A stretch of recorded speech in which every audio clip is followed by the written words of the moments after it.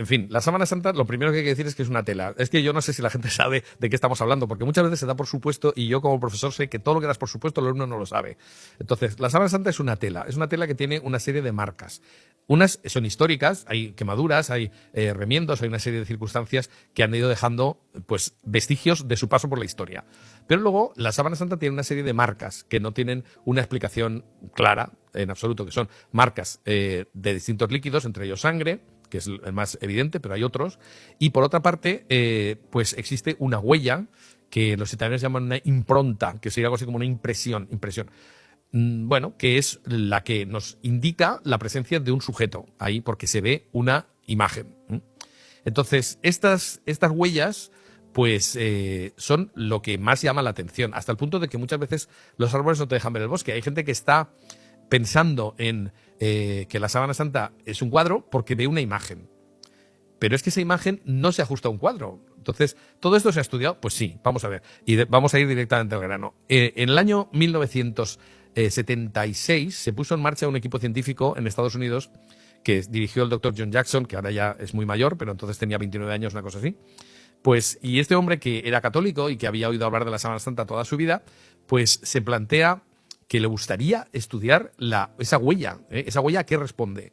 Entonces, él es doctor en físicas, asesor de la NASA actualmente, ahora es un alto grado, bueno, yo creo que es coronel, una cosa así, en su momento era capitán de las Fuerzas Aéreas de Estados Unidos y era profesor de física si no me equivoco, en la Academia de las Fuerzas Aéreas de Estados Unidos en Colorado Springs. Bueno, él forma un grupo de amigos que quiere estudiar la sábana santa en su momento. Todos ellos científicos, entiendo. Claro, ahora voy a eso. En principio, él se plantea personalmente, es decir, como una persona que se supone que es creyente y que quiere justificar esto. Esto se dice que es la imagen de Jesucristo. ¿Podemos saberlo? ¿Y esto qué ha formado esta imagen? Entonces él quiere hacer la tesis doctoral, según me contó, quiso hacer la tesis doctoral sobre la sábana santa, pero no había nadie que le permitiera, o sea, no tenía nadie que le pudiera dirigir eso porque no se había estudiado nunca realmente en profundidad. Entonces, en el año 76...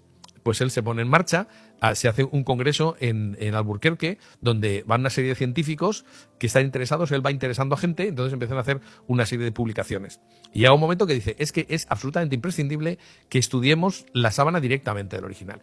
Hay una cosa que les deja atónitos, y es que tenían dos precedentes. Uno, el año 1973 se hacen unos estudios, se había encontrado polen, parece que eran polen de plantas orientales, etcétera, ¿no? Eso lo sabían. Por otra parte, eso es casi lo único que se había hecho en Italia. Por otra parte, claro, ya de antes, de 1898, cuando se hace la primera fotografía, antes las fotografías necesitaban un paso previo para ser reveladas, que era obtener el negativo fotográfico. Que de ahí es donde se ve el rostro impreso de Jesucristo. Se ve la huella en la tela. Pero tú cuando ves el negativo fotográfico, que antes, ahora ya...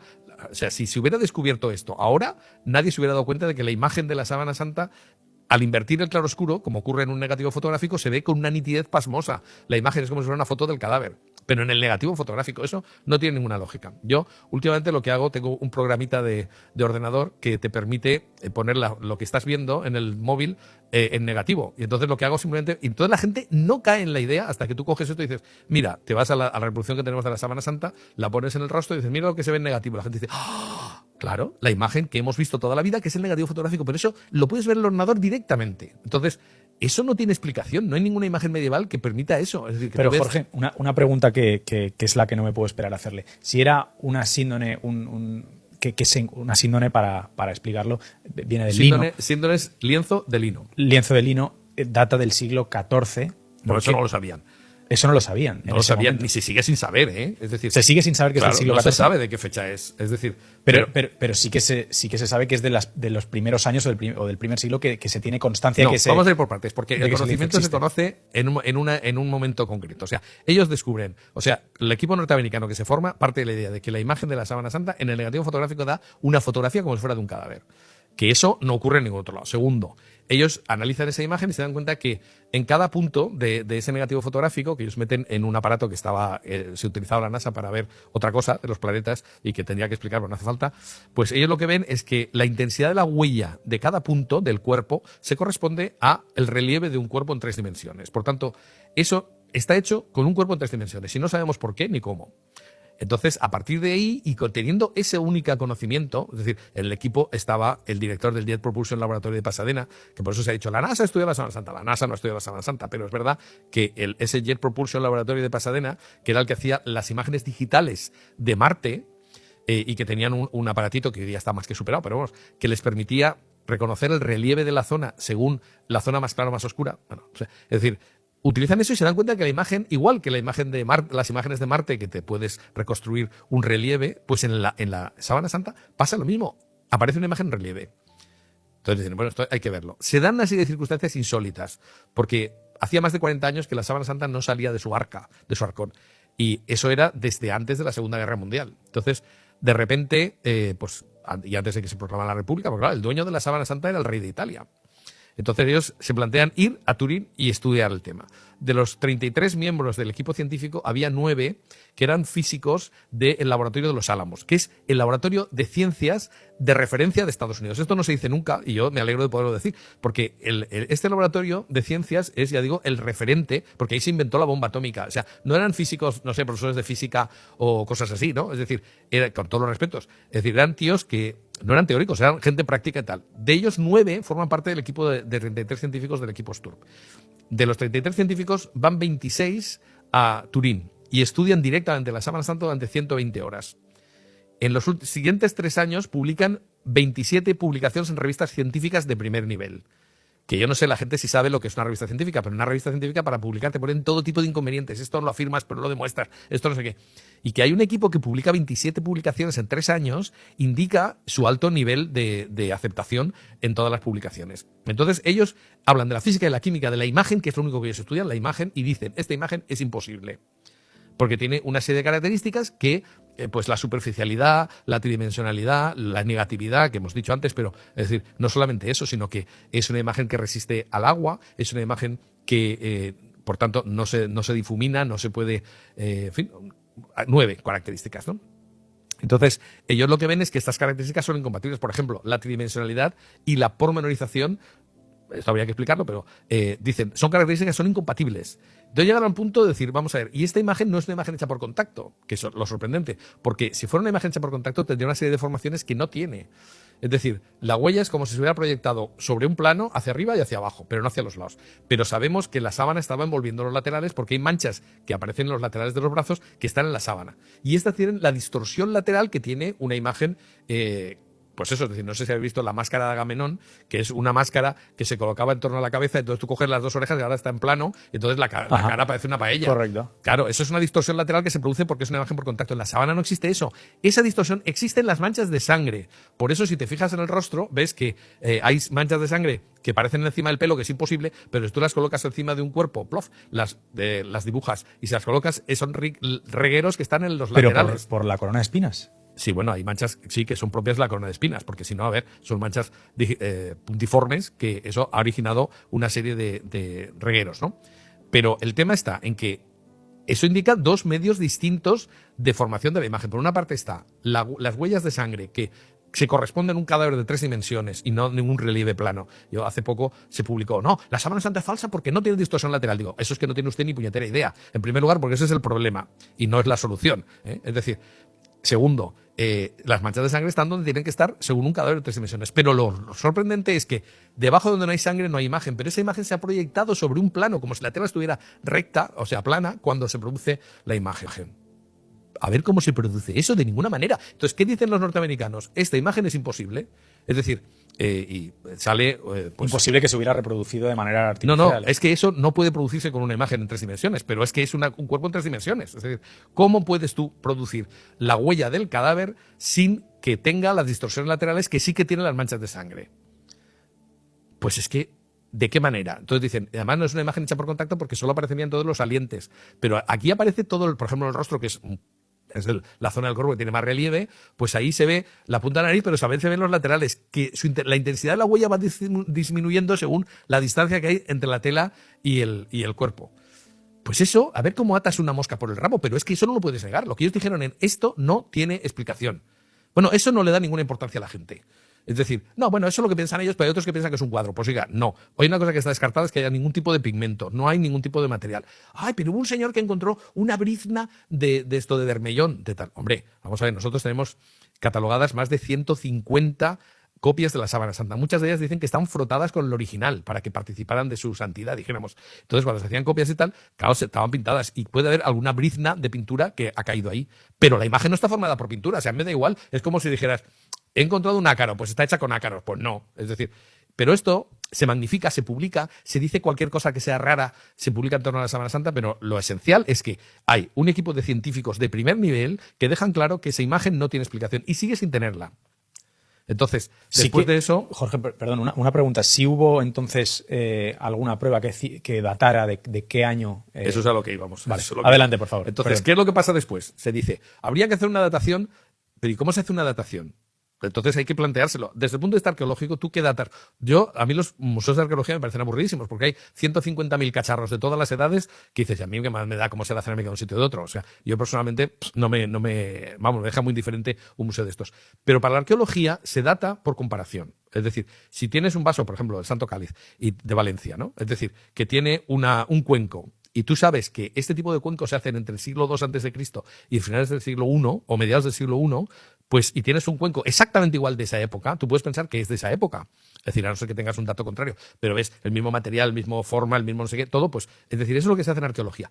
Pero ¿con qué comparar la Sábana Santa? Con nada, no hay nada comparable. Entonces se dice, pues, no podemos datarla. Entonces, bueno, pues hagamos el carbono 14. Claro, el carbono 14 se hace 10 años después de la intervención del equipo Sturm y con un nuevo método. Ese método nuevo, porque había tradicionalmente uno de los años 60, que era una datación carbono 14, pero que era muy difícil y muy inexacta, bueno, aparece un nuevo método. Entonces se dice, ahora, con el acelerador de partículas, tú puedes separar los átomos de carbono 12 y carbono 14 que hay en un material, que puede ser pues la concha de un caracol, o un árbol, o sea, unas hojas de unos árboles, o lo que sea, y yo, sabiendo cuánto carbono 14 hay y cuánto carbono 12 hay, que son lo que nos permite ver la relación que hay entre unos y otros, según esa relación yo le puedo atribuir una fecha. ¿Por qué? Entonces, básicamente, porque un ser vivo que está respirando, haciendo la fotosíntesis o alimentándose con restos orgánicos, va asumiendo en su cuerpo el carbono de lo que está consumiendo. Y entonces, ese carbono tiene un 2%, más o menos. Hay un átomo de carbono 14 por cada 2.000 millones de carbono 12. Es decir, una pequeña proporción del carbono 12 que está en la atmósfera no es carbono 12, sino carbono 14. Entonces, los seres vivos vamos asimilando ese carbono 14. Pero en el momento en que dejamos de incorporar nuevo carbono 14, que está, ya digo, en esa proporción estable, más o menos, pues a partir del momento en que el ser vivo muere, el carbono 12 permanece, pero el carbono 14 se va, dijamos, desintegrando, se va desapareciendo. Entonces se sabe que la cantidad de carbono 14 pasa a ser el 50% en 5.730 años. Es decir, que la cantidad de carbono 14 que ese ser vivo ha asumido, y hay que decir que el lino es una planta, por tanto ha estado respirando o haciendo la fotosíntesis en ese caso, ha estado asumiendo carbono 12 junto al carbono 14. Entonces el carbono 14 empieza a desaparecer y si yo mido cuánto carbono 14 hay y cuánto carbono 12 hay, pues cuanto menos carbono 14 supongo que ha pasado más tiempo porque se ha ido desintegrando. Porque el carbono 12, repito, permanece estable, pero el carbono 14 va desapareciendo. Entonces, sabemos a qué velocidad se produce esa desaparición, que esto es un dato científico real, es decir, sabemos que el carbono 14 se reduce a la mitad en 5.730 años. Entonces, si yo encuentro la mitad del carbono 14 que tendría si fuera un ser vivo, pues puedo decir que tiene 5.730 años. Y entonces, a partir de ahí puedo hacer una regla de 3 y puedo decir, pues cuanto más carbono 14 tengo, el objeto es más reciente y cuanto menos, ha pasado más tiempo. Eso fue un gran avance. Hombre, tenemos un método de datación objetivo. Es como un reloj cronológico. Yo puedo saber cuánto tiempo. Claro, problema que tiene, la contaminación. Es decir, si yo corto un trozo de tela súper contaminada, que eso es, no hay nadie que discuta que eso ocurre con la sábana santa. Es decir, eso, como todas las reliquias están muy contaminadas. Por eso hay gente que dice, hombre, qué casualidad que el carbono 14 falla con las reliquias. Hombre, porque no es lo mismo encontrar un hueso en una tumba que está cerrada durante 2.000 años que encuentres una tela que ha sido manoseada durante 2.000 años. Y encima cortan un trozo de la tela de las esquinas donde se cogía tradicionalmente para mostrarla al público, que estaban negras. Y claro, llegan los miembros de los laboratorios y dicen, no, hemos hecho una limpieza absoluta. Sí, ¿verdad? ¿Y tú te crees que se pueden limpiar los aceites, que, por ejemplo, de la grasa de los dedos, que se ha ido incorporando a las fibras más interiores de la tela? nosotros hicimos una adaptación con carbono 14 de varias telas y fuimos a Beta Analytics, que es la empresa de Estados Unidos que más dataciones con carbono 14 hace. Bueno, pues Beta Analytics dice en su página web, y se puede leer en español, que no datan telas. ¿Por qué? Pues porque les fallaban más que una escopeta de feria, es decir, exactamente. Entonces, claro, resulta que ese dato lo tenemos que asumir como si fuera dogma de fe. Oiga, si los propios laboratorios dicen que no están seguros, a no ser que tú les des una referencia exacta de todas las contaminaciones que pueda haber sufrido la tela. En el Museo Arqueológico Nacional de Madrid nos dijeron, ojo, porque como hayas en contacto con algún tipo de grasas, la grasa se absorbe, pues como pasa con una tela absorbe. No es lo mismo el carbono 14 que pueda existir pues en una concha de un molusco o en un hueso. Esto nos pasa a veces con la camisa, ¿no? Que eso es lo que digo yo. Que se mancha claro, un poco. Hombre, no, eso es que es así. O sea, tú te quitas la camisa por la noche y está negro.